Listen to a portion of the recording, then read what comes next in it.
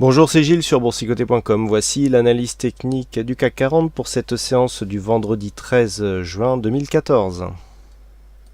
Avec un regain de volatilité aujourd'hui, puisqu'après une ouverture sur la zone ici de retracement des 38,2%, zone que je vous avais demandé sur laquelle il fallait être vigilant aujourd'hui, eh bien le CAC 40 a imprimé une grosse phase de consolidation ici, avant de remonter pour finalement clôturer relativement proche des niveaux d'ouverture.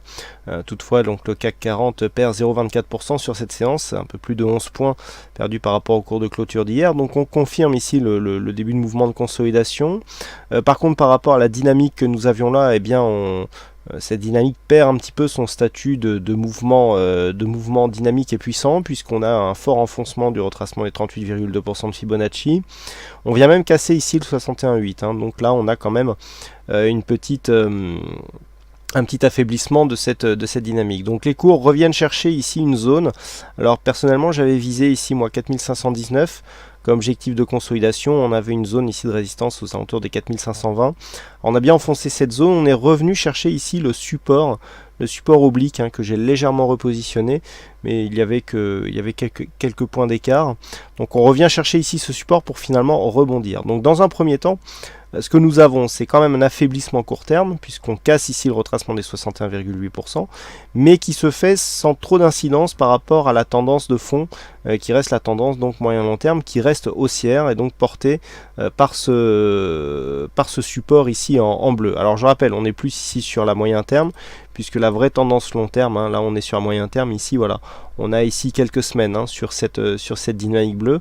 Par contre, d'un point de vue un peu plus long terme, c'est la dynamique noire qu'il faut regarder. Bon, ces droites sont relativement proches, mais on n'est pas sur les mêmes phases. Donc ce que l'on peut voir déjà, c'est que par rapport ici à la phase directe, eh bien, on s'inscrit toujours dans une continuité, et ce, tant que cette zone ici de support ne sera pas cassée à la baisse. Du point de vue des indicateurs, on est relativement stable. Alors on a ici le MACD qui est à 0, on ne le voit pas, mais en fait l'histogramme voilà est tout petit, donc on continue ici sur une course baissière, donc par rapport au point de retournement, donc point de retournement qui avait été bien détecté, on avait bien détecté ici le début de la phase de retournement. Donc le stochastique sort de sa zone de surachat, donc c'est en train de lancer ici un signal de baisse, et le RSI revient en zone neutre. Du point de vue des volumes, on ne grossit pas du point de vue des volumes, donc c'est un peu ce que je vous disais hier. Alors ça ne nous a pas empêché de descendre, de continuer à descendre, mais on n'a pas de hausse des volumes, on le voit par rapport au volume qui avait lieu avant cette phase de baisse. Il n'y a pas de hausse significative, ce qui me fait dire que nous ne sommes pas en présence d'un mouvement puissant du point de vue du mouvement baissier. On aurait plus de volume, par exemple, j'irais plus chercher une anticipation sur une cassure ici de cette zone de support. Pour l'instant, même si tout est toujours possible, il n'y a pas de signe suffisant pour annoncer ici la cassure de ce support et donc un éventuel retournement de tendance. Donc pour l'instant, on revient chercher ici cette zone de support, on rebondit bien dessus et on remonte rapidement, ce qui explique ici cette ombre basse relativement bien développée. On regagne un petit peu en volatilité, mais la volatilité était tellement faible ces derniers jours que ça n'a rien finalement d'inquiétant. Vous voyez qu'on a une volatilité moyenne à 0,75%, c'est très faible. Alors on a l'impression d'avoir une volatilité largement supérieure à la moyenne, mais quand on regarde, on a 1,07%.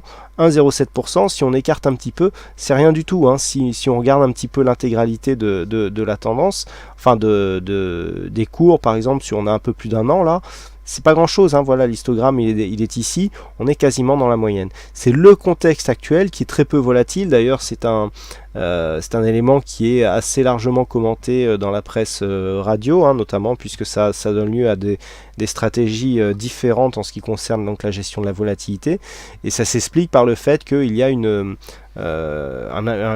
abondance de liquidité qui est versée sur le marché par les banques centrales, donc c'est des réactions qui sont tout à fait normales. Donc tout ça pour dire que on a un volume qui se fait dans la continuité, pas de hausse significative des volumes, pas de grosse hausse de volatilité, donc on reste dans un schéma technique. Certes, nous venons casser ici le retracement des 61,8, donc le fait de revenir ici au-delà, nous montre qu'il y a quand même des acheteurs qui se repositionnent sur le marché vu le contexte et donc dans ces conditions. On est quand même sur des signaux qui persistent à nous donner une phase de continuité haussière. Alors vu que nous sommes vendredi, je vous propose maintenant la vue hebdomadaire des marchés. Voilà. On est vraiment dans une phase de continuité. Hein. Si on cherche ici, voilà, le support c'est quasiment le même, alors on pourrait le repositionner. Bon, ça n'a pas grand intérêt. Cette zone ici de résistance, on est repassé au-dessus. Vous voyez que même s'il n'y a pas de grosse dynamique, on reste quand même au-dessus de cette moyenne mobile 20 exponentielle, sous la bolle supérieure. Bon, on était fortement monté la semaine dernière, on redescend un petit peu cette semaine. Malgré tout, par rapport à la semaine dernière, on a des plus hauts, des plus bas supérieurs à la semaine précédente. Donc même ici, avec cette phase de consolidation, nous pouvons constater que la tendance moyen terme reste toujours orientée à la hausse. Alors certes, on regarde un petit peu de volatilité, effectivement, pas énorme encore, mais on voit que finalement, malgré cette phase de baisse que nous avons connue ces derniers jours, tout ceci s'inscrit dans une continuité du point de vue de la tendance. Point de vue des indicateurs, on est toujours relativement neutre sur le RSI et suracheté sur le stochastique, donc ça c'est plutôt haussier. On a un signal de retournement ici sur le MACD. Le MACD qui est très hésitant, hein. On a très peu de volatilité et on a de nombreux points d'hésitation, hein, sur ces points. Alors le fait par contre d'avoir cette petite amplitude avec cet histogramme rouge, si on confirme là, effectivement, on est en haut d'un cycle sur MACD, proche d'une zone de support, ça c'est tout à fait propice à nous donner une phase de cassure. Donc la semaine prochaine, j'y reviendrai, mais on surveillera bien ici ces 4496, hein, puisqu'on aura des zones de cassure qui seront sur cette zone. Du point de vue des volumes, vous voyez que malgré la phase de consolidation que nous avons, on reste vraiment dans la moyenne des précédentes semaines, hein. Donc rien à redire du côté des volumes, il n'y a pas apparition ici d'un gros mouvement, très faible volatilité encore sur cette semaine. Alors on en parlait, hein, de la volatilité, vous voyez 2% sur toute la semaine, hein, de volatilité intraday, donc là, le pourcentage entre le point haut et le point bas, c'est très faible, hein. Si on regarde un petit peu ce qui s'est passé précédemment, donc là c'était l'été 2011, donc effectivement on était sur des phases de baisse relativement fortes, avec une pointe ici à plus de 15% sur cette séance, donc là c'est énorme effectivement. Mais vous voyez que par rapport ici au reste des semaines, point de vue hebdomadaire, il n'est pas rare qu'on ait entre 2 et 5%, voire même 6%. Il n'y a rien d'exceptionnel. Bon ben voilà, cette semaine nous avons 2%, donc contexte encore une fois très faiblement volatile sur actuellement. Donc pour ce qui est de la tendance moyen terme, on reste ici avec la même zone à valider, à savoir cette zone des 4496. Cette zone qui était résistance à une époque, qui est désormais support. On confirme cette zone et c'est la zone à préserver pour rester ici dans la dynamique haussière. Si on commence à casser cette zone, effectivement il faudra voir le point à casser, c'est le point bas de la semaine dernière qui se situe à 4470. Sur une rupture des 4470, et ça nous l'avons vu aussi dans la vue daily, on pourra avoir effectivement des fortes accélérations baissières. Là effectivement il y aurait des signaux de retournement qui se mettraient en place. Mais tant que l'on reste au-dessus de ces zones, eh bien nous sommes ici sur des signaux de continuité haussière. Alors nous allons revenir sur la vue journalière pour essayer de un peu mieux décrypter la prochaine séance et trouver des points de repère. Donc par rapport à ça, on a cette zone de support en bleu. Donc lundi, elle se situera à 4512 points. Légèrement plus haut donc que la précédente séance. Donc pour infléchir ici cette dynamique baissière, eh bien il ne faudra pas casser ce point bas significatif.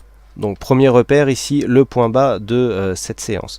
Éviter de casser cette séance puisque du coup on attaquerait cette zone de support et on l'affaiblirait. Deuxième zone, si cette attaque intervenait, la zone qui est encore plus importante ici, 4496. On l'a vu donc sur la vue hebdo, eh bien, elle est aussi importante puisqu'il s'agit ici d'une zone de support significative.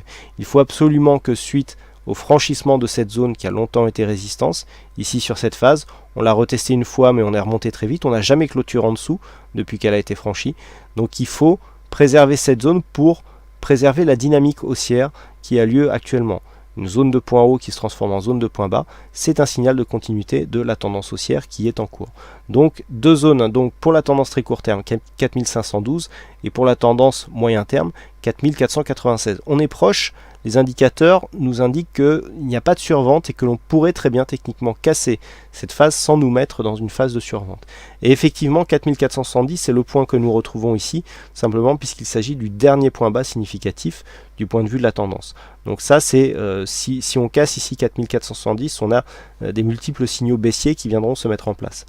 Donc si ces zones sont préservées, on va maintenant voir les zones haussières sur la séance de lundi. Ce qu'il faudra casser, c'est le plus haut du jour, à savoir 4555. Pourquoi cette zone? Tout simplement puisqu'on mettrait fin à la loi Dodo, qui veut que dans les phases baissières, on a des plus hauts et des plus bas que le précédent. Le fait de casser ici cette zone à 4555 nous placerait dans une phase de cassure, donc de rupture de cette dynamique de dos, et donc pourrait dans ce cas-là favoriser un rebond technique. Le rebond technique ne sera validé que sur un dépassement ici des 4577. C'est vraiment la zone à dépasser pour sortir de cette phase de consolidation et continuer donc à imprimer un mouvement haussier court terme. Donc tant que l'on reste sous 4577, on restera quand même sur une petite vulnérabilité d'un point de vue court terme. Voilà donc ce que l'on peut dire sur cette analyse technique du CAC 40. Donc il ne me reste plus qu'à vous souhaiter à toutes et à tous un bon week-end. Bonne chance dans vos prochains trades et on se donne rendez-vous dès la semaine prochaine pour d'autres analyses techniques en vidéo. Bonsoir à tous.